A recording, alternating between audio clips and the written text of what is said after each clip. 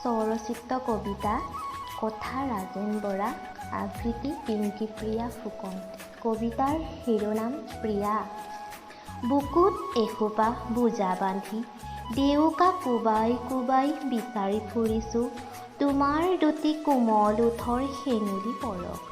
তুমি জানানে প্ৰিয়া, কিয় বিচাৰোঁ তোমাক? কাজল সনা তোমাৰ দুচকুৰ নীলা গভীৰতাই মোৰ প্ৰাণত তোলে অফুৰন্ত উলাহৰ ঢৌ।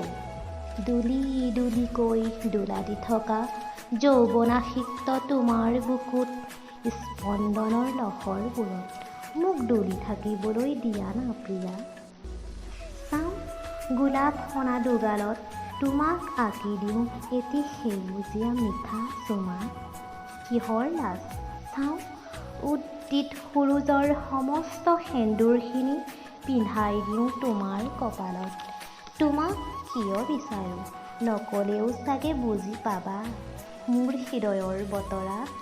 তুমিতো সদায়েই পোৱা তুচ্ছতা অৱহেলাবোৰত।